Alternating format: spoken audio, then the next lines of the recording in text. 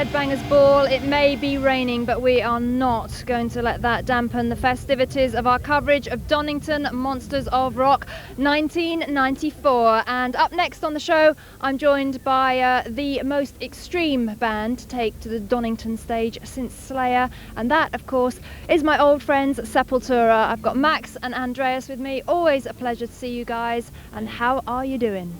We're doing good. We arrived Wednesday. We've been kind of nervous for this show. It's like a flashback from Rock in Rio. Right. Yeah, so it's a lot of people and it's in England. So I hope everything goes well. We're pretty excited. Absolutely, and I think you've got a few surprises in store today. We'll talk about that in a moment. Andreas, really, could you fill us in on what you've been up to since we last hooked up with you for Concert Chaos in Portugal? Yeah, we finished that tour in Europe. And then we came to America to do like a week before Christmas with Fudge Tunnel in America. Then we did Hollywood Rock in Brazil, big festival there in January. And we just came back from South America for 3 weeks. We did Argentina, Chile, Venezuela, Puerto Rico, Mexico, and Brazil, just only one show. And now we're here doing this festival, and we have a tour with Pantera and Biohazard in America for almost 3 months now in the summer. So you've been clocking up those miles as Sepultura do. Now you are no strangers to playing big festivals, but that doesn't mean we're comfortable with. I know, but do you regard Donington as something a bit special? Yeah. Definitely. What have you heard about it? Well, since we grow up as kids, I was like always in magazines, and our favorite bands play, from the past, Iron Maiden, Ozzy, cool. and we were kids and we're like, you can never tell we're playing this, it's still. You gotta punch himself and to make you believe that you are on the bill. But it's great. I think we came a long way, work really hard. And for me, it's a really honor to be on this festival. And we always like England also. It's like, since the first show at the Marquee to everywhere we've been in England, it's always been really great for us. The fans here have always been really killer. So I think it's gonna be good. Well, you definitely deserve to be here, and I'm very glad to see you here. Now, we'll talk a little bit about what you're going to be doing on stage at Donington, because, as I said, a few surprises. One of them is that you are going to be playing your kind of highly acclaimed acoustic ballad, Kaiowas. And is that for the first time in Europe? Yeah. What are you going to be? You're going to have some like drums up on the front of the stage and just really going for it. Yeah, actually, it's not acoustic, cause we didn't want to put the crowd to sleep. Oh, So we redo it. Now with distortion and a lot of drums, brilliant. and it's pretty much as heavy as the other songs, maybe heavier because it's more weird. We explore more of the percussion part of the song because it's a live situation, so it's more stronger and sounds very different, you know, but still Kaiowas, but stronger. I think we are going to be seeing a little bit of Kaiowas live in just a moment. But Andreas, what are your kind of likes and dislikes of playing a big festival like this? I don't know, mainly probably the equipment, you know, but that doesn't matter. If the crowd is really strong and really support, you know, we forget about the problems on stage and we just remember about the good stuff. That was the first Rock in Rio, you know, the only Rock in Rio we did. Sounds like shit on stage, you know, but the crowd was wonderful. So we always remember Rock in Rio as a good thing would happen with us, you know. And I think today here is gonna be the same, you know. I think the crowd's very supportive. A lot of Sepultura shirts I've seen already, so we're ready. Do you approach like a show like this any differently to just like a regular club gig? It is different because the whole atmosphere is different. It's not really about contact with the kids because you don't have really contact, but it's about a big mass of people, and you gotta substitute the barrier, the space between you and the people there, from energy that gotta come from kind of far away. It's weird to explain, but we like to do both. Do you find that you have to kind of feed off the energy of each other on stage a lot more because there is that big barrier between you and the crowd? Yeah, I think so. We try to think in different ways to keep the energy up and not think about the shit what happened we don't like. And most of the time we very happy after the show because show went good and stuff, and the crowd was not like disappointed with the band and stuff, so it's cool. Okay, well we'll talk to Max and Andreas some more in just a moment, but right now we are going to show you some more Sepultura live on stage at Donington 1994.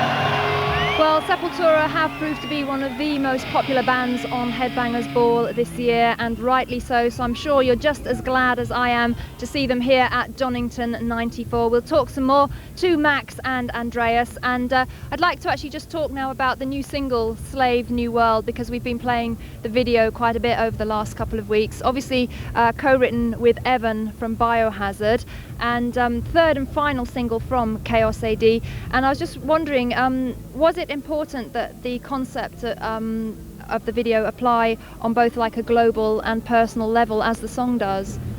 Well, I think once we're not really a band that's like that kind of single stuff that much, but in the end everybody does that, and Roadrunner was kind of like they'll be really pleased if we let them do singles, so we decided to do it. Then once you're gonna do it, you might as well do the best you can.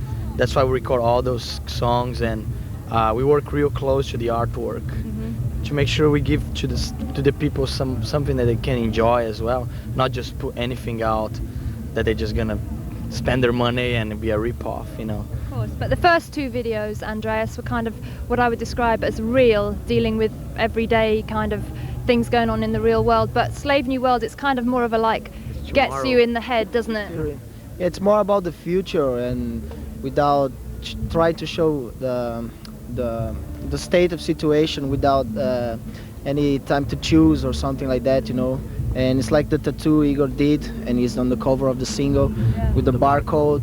So you don't have to show passport, nothing, but you just pass that, and they know everything about your life and stuff like that. So it's the kind of situation that happens some places in the world, and it happened before, like in Brazil and stuff. But just to be aware, become a product, Yeah. And it's like we all if you think about it, it's something that we all should be afraid of, because that will affect everybody. It will affect music in a way. Like in the future, for example, people are gonna have to show ID and write a whole questionnaire of questions to buy their favorite album. If it keeps going like this with this whole censorship thing, that's it's totally ridiculous. So Big Brother is watching you. Yeah, that's what it's about. Like in the future, we make a little futuristic premonition that can be as bad as the video. Yeah. In a way of being bad for people to live. Nobody in the video is really happy. No. All the people is really depressed, and it's like a society that's it's like commanding you be a slave new world. It's very, very effective, the video, and we'll be seeing it again on Headbangers Ball very soon. Of course, we're only playing live performances in this show, but I know you don't mind that.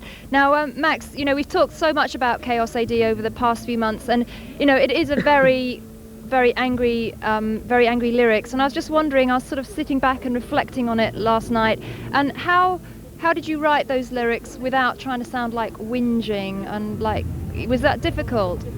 Yeah, I think it comes out of us naturally, but I seen reviews sometimes that people think that why is these people so pissed off, or whatever, don't bug me because they don't understand. But it's all real. It's stuff that we feel, and because we're from Brazil, from a third world, we're probably the only third world band that can be doing all this right now. We feel the urge to let people know what's going on with the worst part of the world. Well, you guys can definitely tell it the way it really is, having seen what goes on in Brazil, for sure. Now, we know that you're going to be going out on the road in the States with Pantera, which will be fantastic. So I'm just wondering, any other plans? Have you written any new material, or you're going to be doing a live home video or anything like that in the future? We have recorded some live shows in the last American tour. And we'll be mixing some stuff, and probably we release something live, but we don't know yet in which kind of form and stuff like that. And probably we'll be back in Europe to do places like we did on the last part of the tour. And you're doing some shows at the Bitchery, aren't you? The what? You're doing some shows at the Bitchery in Germany? Germany, some festivals, and Henry Rollins too. Excellent. Well, I'm glad it continues to go well for you guys, and I'm so thrilled to see you here at Donington, as I said. And once again, I'll wish you the very, very best of luck, and say thank you to both of you for joining me here on Headbangers Ball. Nobody's seen this for 100 years.